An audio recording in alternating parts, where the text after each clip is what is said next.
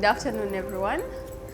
I welcome you to this engaging fireside chat at the Extreme Hangout. I am very grateful for Extreme Hangout, for creating time for us to have this kind of conversation, which is at this time very vital and very important moving forward, because everyone is talking about inclusion, but the kind of inclusion that is being advocated for is not really inclusive. If you look at it, persons with disabilities have been left behind. So I welcome you once again to this climate justice and the inclusion of persons with disabilities in climate action. So I'm taking this time, I'll be introducing this great panel. And I'll start with Gordon. Then I'll go to Jocelyn. So I welcome you once again, and I know that it is going to be a fireside chat. Is basically a conversation which is not only engaging here, but I also expect feedback from you guys. So Gordon is a programs director or coordinator with the European Disability Forum, working on the response to the Ukraine war and advocating disability inclusive humanitarian action, climate action, and disaster risk reduction. Gordon has over 14 years of experience in these areas, both at the European and international levels. Join me to welcome Gordon this afternoon. Thank you. Oh, thank you. So we also have Jocelyn on the panel. Jocelyn is she's already complaining about her title. She's wondering who got the inside information about her candidature as a PhD student, but I really love it for you, and I applaud whoever found out that you're doing. And we need to hear more about what you are majoring in at your PhD level. And I'm happy to have you, Jocelyn, on the panel as well. So Jocelyn has a very long bio. I think she has done so much. So she's a passionate and committed gender and social inclusion specialist, dedicating to advancing global efforts toward achieving gender equality and non-discrimination. How achieving gender equality and her work focuses on addressing the rights, freedoms, and needs of persons at risk of vulnerability by integrating gender and inclusion principles into policy. She's so much, really. She's currently working with the National Gender and Equality Commission in Kenya. Join me once again to welcome Jocelyn on the panel. Interesting.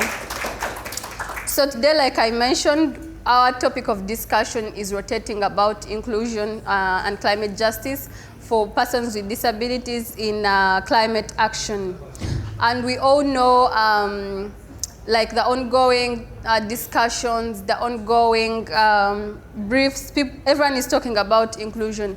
And my main focus really is to see how we as persons with disabilities can come in to have a seat at the table, to be included in these decision-making processes. So I am going to request Gordon to take the floor and talk more about the work you're doing at the European Disability Commission Forum, and yeah, so much more. Thank you so much, Fiona. Yeah. Okay, so the topic is disability inclusion and climate justice. And I think for most people, when you think about people with disabilities and climate change, you probably first of all think about people being left behind when there is evacuation after flooding, or people having disproportionate impact during heat waves, or people being staying at home, in fact, rather than going to an evacuation centre because they know the evacuation centre is not going to be accessible. So maybe during a typhoon or after a typhoon, they might prefer to stay at home and be more at risk rather than going to a place where they should be safe. And all of those things are correct. This is the impact on people with disabilities because of extreme weather events which are fueled by climate change. But what people don't often think about with people with disabilities is that actually they come with a huge amount of knowledge and resources that, when it is properly used, is going to make their future safer, but also all of society better. If we have accessible schools and hospitals, then we have evacuation centres which are already custom built and ready for everybody in society to go to in times of a crisis. So if you take into account the requirements of people with disabilities at the early planning stages of everything in society, you make society stronger and more resilient for not only people with disabilities but everyone. And what people also don't remember or don't realise is that people with disabilities are mothers, fathers, community leaders, farmers, part of the employment structure in all societies, and therefore have to be included the same as everyone else. So that's it on a human level. We also should remember that governments are legally obliged through the UN Convention on the Rights of Persons with Disabilities to make sure that people with disabilities are included. Through various articles, Article 11 of the UN CRPD makes sure that people with disabilities are, the safety and protection of people with disabilities is guaranteed in situations of humanitarian emergency. And Article 4.3 obliges governments to involve us in decision making about every policy. And at this point, as Fiona mentioned in the beginning, a lot of that is not happening. We're not involved in the decision making, and if we're not involved in the decision making, then the planning is not going to be inclusive. I hope that sets the scene a little bit. I'll stop there for now, and I'm happy to take questions once we come to that point. Oh, thank you so much, Gordon. You are working, you have been on personal level, and I think for a long time, working with the European Disability Forum. What are some of the policy, gaps or system barriers that you have observed over time? Yeah, so maybe talking more about at the international level, the climate agreements and the texts that are coming out of the different COPs.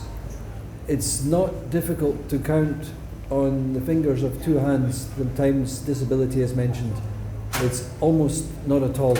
It's in the preamble of the Paris Agreement, and there are a couple of mentions of disability in human rights obligations in other parts of the texts, but really policy regarding climate change is almost empty of reference to persons with disabilities.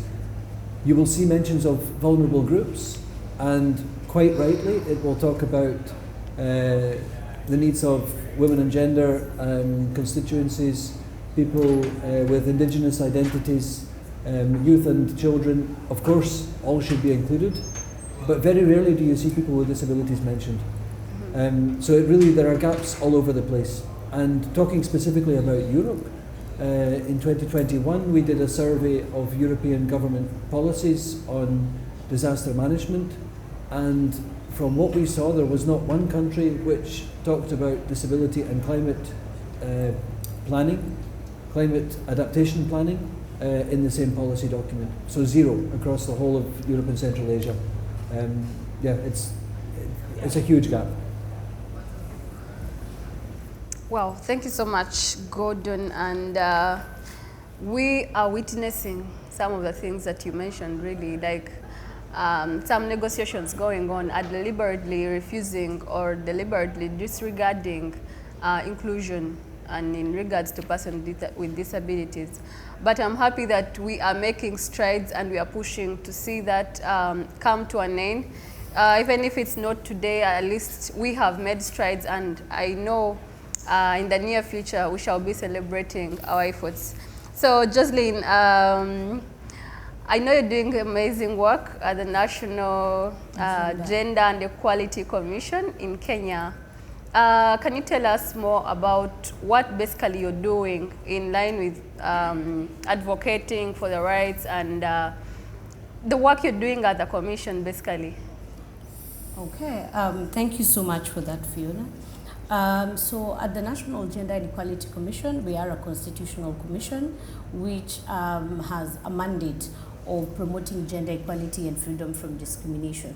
So what we do is that we work with special interest groups, we call them SIGs.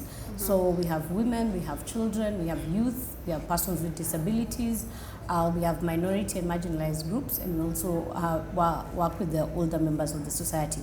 So it's basically just ensuring that, you know, there is the principles of gender inclusion are what is the core of our business. So we make sure that there is equality, and one of the things that we are doing, we have been part of the conversations in the climate action in our country, and also one of the things that we have done is that we have ensured that we have been able to push for the disability inclusion even in the gender and women text that is going on currently. So we are hoping that at the end of it, we've actually gotten it included, it's just that it's bracketed, but we are making progress to that. So one of the biggest challenges even in doing our work is that we realize that when it comes to inclusion of persons with disability in climate action, we have a lot of challenges. So one of them is, I'll talk about the lack of disability specific data, because when climate change, there is a lot of intersection between disability and climate change, and because we do not have disability specific data, then we do not know what there are no targeted adaptation strategies which can be implemented. So one of the things that we should do is that we need to get disability data. And then the one thing is insufficient funding and on capacity building on persons with disability. So we want persons with disability to come to COP. We want to hear their voices, but there is no funding for them to actually come and represent themselves and have to give their voice and speak out on the issues. So one of the things that we're finding is that we have them being funded to get here, and when we get here, we are not able to engage in the places where the decisions are being made. We do not have a space on the table. So that becomes very difficult. Yes, we are participating, but it is not meaningful participation. Yeah. So we have to be able to push for meaningful participation so that even during the year, come COP30, we have been trained on negotiations. We have been trained on what happens at COP, because disability for me, I am a person with disability, but mine is invisible. So people just see me, I'm not on a crutch, I'm not blind, I do not have all the other types of impairments, but I am epileptic. And having a psychosocial disability is very different, and it makes me vulnerable in very different ways. For example, right now, I'll give you an example of the lights. The lights are too bright, but were we consulted when they were building the structure? So these are the things that we find even with the infrastructure, that, you know, the lighting is probably too bright. Accessibility is not enough just, you know, to have an accessibility toilet, to have a ramp. That is not enough for, you know, it's not enough accessibility. And that brings me to my next point on information. On access to information and education, it becomes very difficult for persons with disability to access information on climate change and climate action. This is because most of the time you find the text is very difficult to understand. So we need it to be in a simplified language. We need it to be in Braille. We need it to have visual aid, you know, for people with psychosocial and cognitive disabilities. You know, we need it to be it has to be tailored, you know, tailored communication methods that different persons with disabilities can use, because persons with disabilities are not a homogeneous group. There are very many types of disabilities, so we also have to be able to recognize that. So those are just some of the key things that I would be able to speak about as the challenges, even as we're working together to be able to have this addressed. Well, thank you so much, Jocelyn. You highlighted on a number of challenges and issues that we really face, and these are not just, you know, talked about, but they are visible in our day-to-day lives. But what do you think?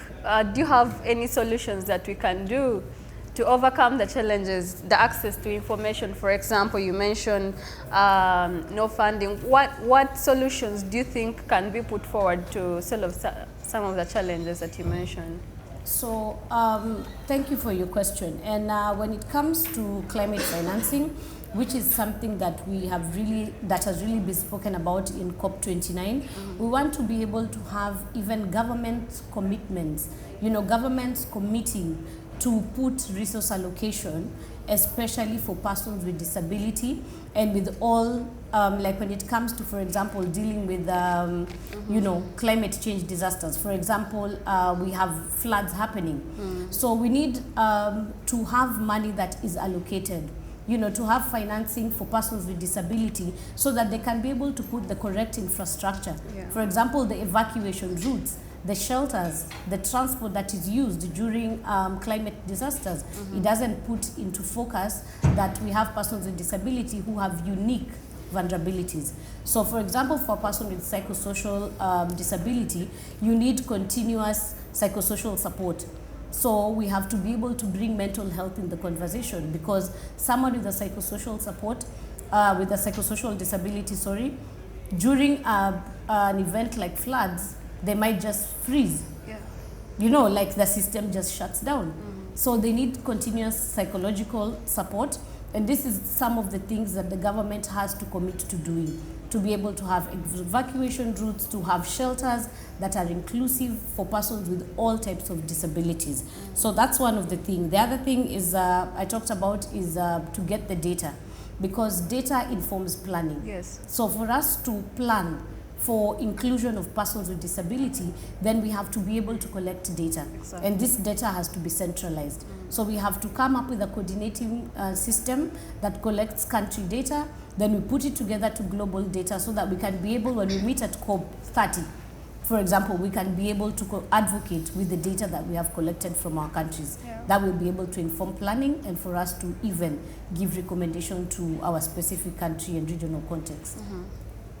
Wow, thank you so much, Jocelyn. I sometimes wonder at how people don't take this kind of conversation serious, because you don't know, God forbid, what may happen tomorrow. We are all candidates to this kind of thing. You may disregard inclusion, you may disregard,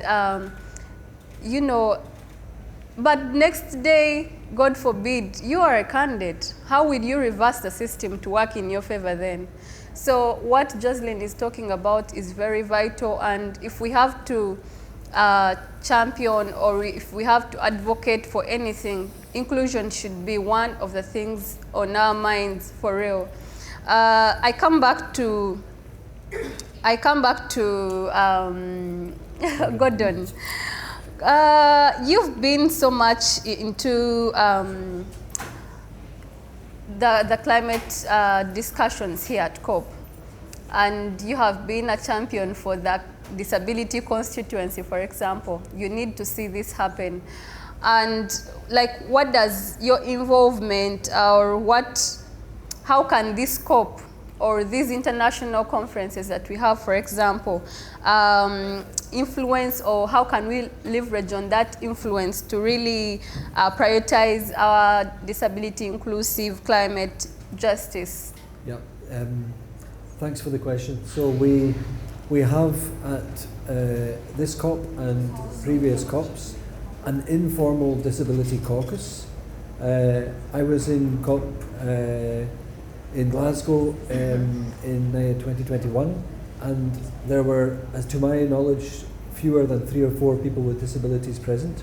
At this COP here, we have a daily meeting where we have between 20 and 30 people from all around the world, representing organizations of people with disabilities from Asia, from Africa, from Latin America, from Europe, at the international level, but also at local level. And we've also had online participation from people from different parts of the world. Yeah.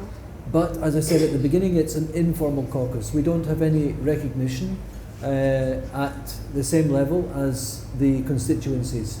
So I mentioned earlier the the women and gender constituency, the youth constituency. Persons with disabilities are not yet recognised at that level, and therefore we do not have an equal voice. We don't have access to early information about when texts are going to be released, or going to have the opportunity to input into texts, or to speak at different panels. And this must be, this is an obligation. I also said earlier about the state's obligations under the UN Convention. So we have to have a disability constituency recognised inside the UNFCCC mechanism to allow this caucus, which is strong, which has numbers, but to allow this caucus to have its voice heard at the same level as everyone else in society. Yeah, that's the simple message. Interesting. Thank you so much, Gordon. I know this kind of conversation we are having, we one day reflect to it and see how we put in our effort to push for this. I know we have done all that is required to push for this, and I know one day we shall be celebrating. So So, Jocelyn, how does what does an inclusive and just climate future look like to you as an individual? So, a just and inclusive society, that an inclusive society, for me, when it comes to climate change, is one that has adopted an intersectional approach. So we're looking at, we're looking at gender, we're looking at disability, like we're disaggregating the different parts, and we're bringing them together. How does gender deal with, where does it intersect with disability? Where does it intersect with poverty? Where does it intersect with financing? So if we're able to put all these different sectors on the table, and then, come out and figure it out together, I believe that is something that we can be able to do. Another thing, like I spoke about earlier, is to promote inclusive participation. So it's not only about in COP negotiations, but build the capacity of persons with disability to even be able to do self-advocacy. Because just like you've said, we are all just one step away from disability. Today we are all seated here, we don't know about tomorrow. So don't wait to get to the other side for you to start thinking about persons with disability or the people vulnerable to risk. Think about it now, plan for it now, because even what we are doing now is not only for persons with disability, but it is for community resilience. Because we live in a community, we live in communities, we live in families, and it's not for the benefit of one person, it is for the benefit of all of us at the end of it. So it's something that we should be able to think about. And then also just recognizing that we have unique vulnerabilities, and that everyone brings something to the table. All of us in this room have that one thing that that you're the one who does it the best. So we have to give everyone a chance. We have to give everyone an opportunity to be able to express themselves, to be able to share their ideas. And only through that learning and exchange will we be able to create a future, that will be good for all of us, because climate is something that affects all of us. So let us work together, let us hold each other's hands, and even as we work to achieve the Sustainable Development Goals, let us remember to leave no one behind. That is very insightful. Thank you so much, Jocelyn and Gordon. I'll entertain 2 questions from the audience, and I don't know if there is a microphone that can be moved around. Okay, 3 questions. I hope they are short, and you be specific on whom you're directing your question to. I think you can be audible if you stood up. No, there it is. There is a microphone, okay.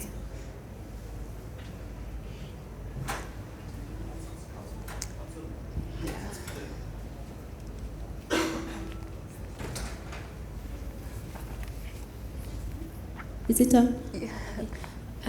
My name is Triza Auma from Kenya, and I'm the founder of Poverty Eradication and Sustainable Action Aid that focuses on persons with disabilities.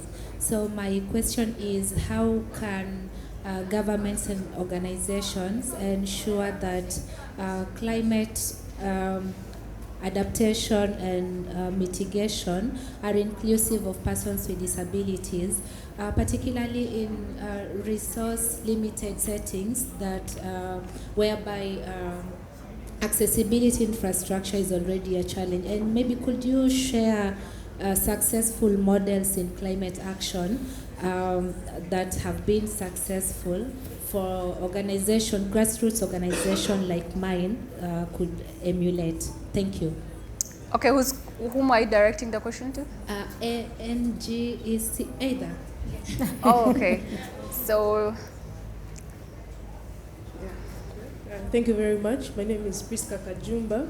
I'm from Uganda. I work with Fridays for Future, and I also work with frontline communities, being threatened by oil projects.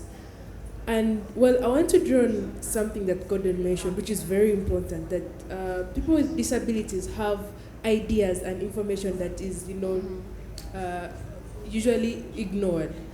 And I'm thinking we should not just be advocating for their inclusion in these processes, but also in goal setting, in indicators, and as well as benefit sharing. That is something that they have been left out on. It should not just be the processes, but also in benefit sharing.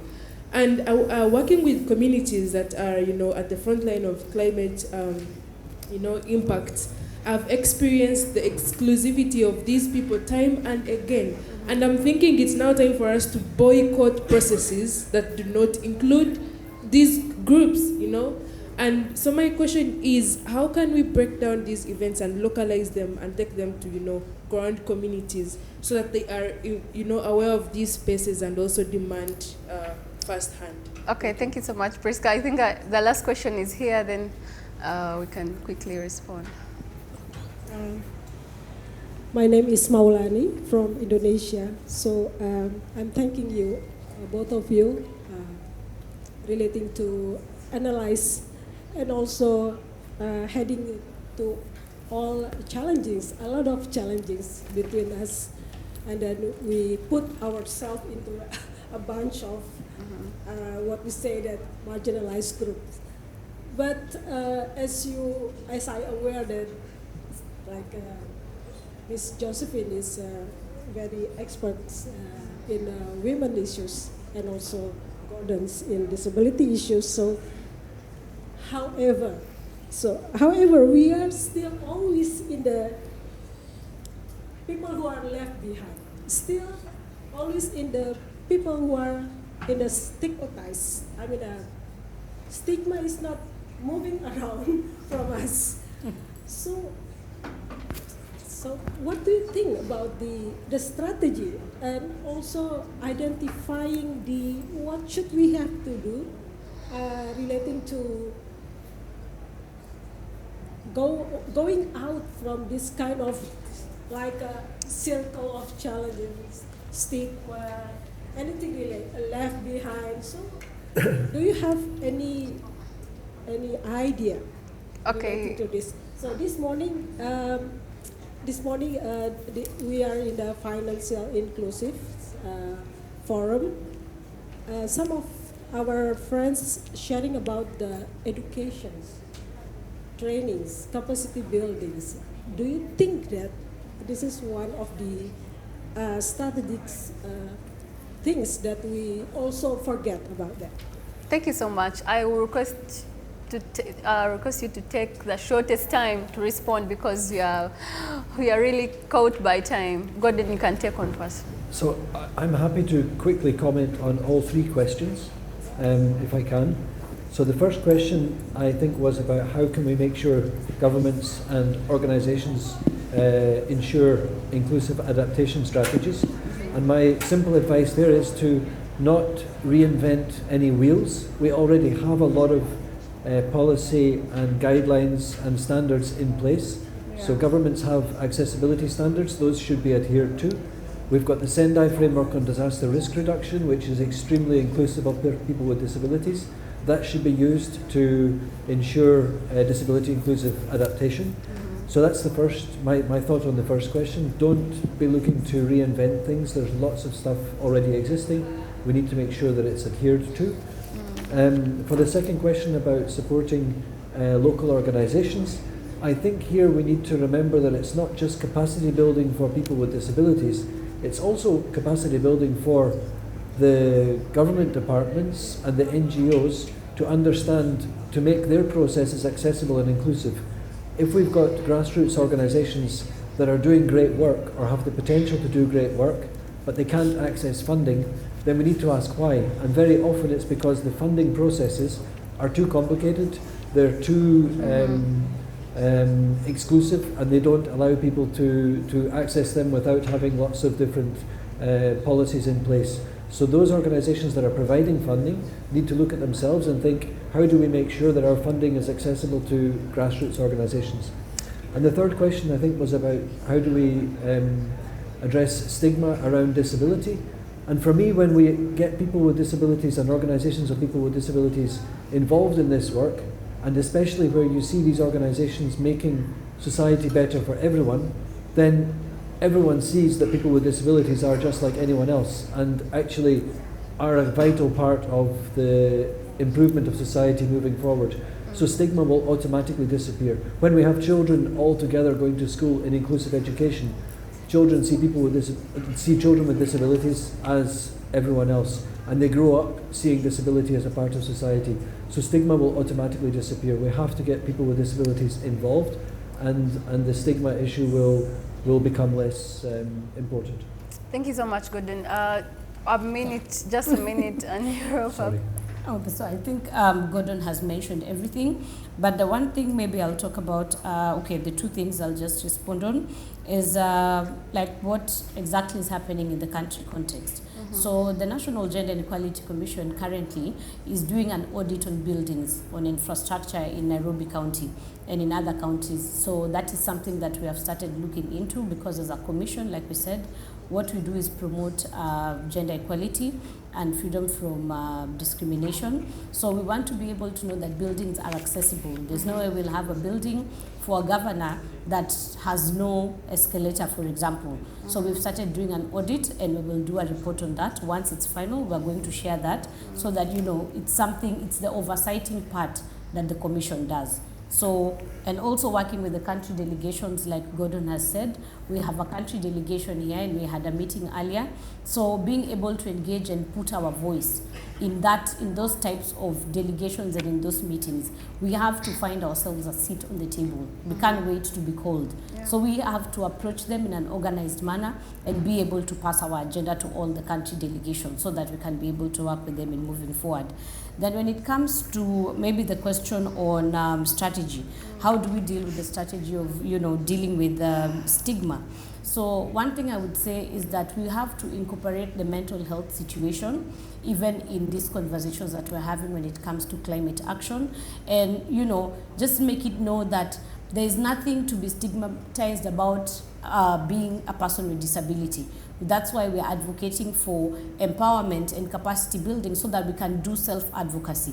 For example, when I go back to my country, I want to be able to speak about my COP experience. I want to be able to share it and prepare even a survival guide for the next person who attends the other one, if I wouldn't be there, for example, and let them know that when you get there are many people, this is what happens. So knowledge management and information sharing becomes very critical, even in the work that we are doing, when it comes to inclusion matters. Yes. So what we've learned here, let's not keep it here. Let's take it back. Let's write articles. Let's publish journals. Let's write papers. Let everyone know so that everyone can be able to engage with the process. Thank you.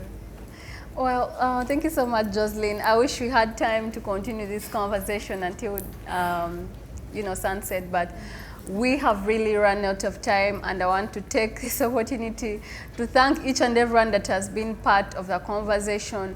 And my message to us all is to take inclusion a very serious thing, because like I mentioned, you don't know what may happen tomorrow, God forbid. And for the betterment of us and for the communities we represent, let inclusion be at, you know, at everything you do. Let inclusion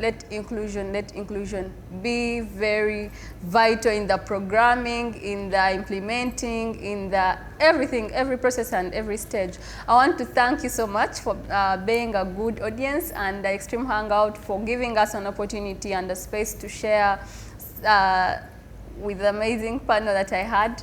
And I wish us a very lovely evening and lovely more 2 days of COP. Thank you so much.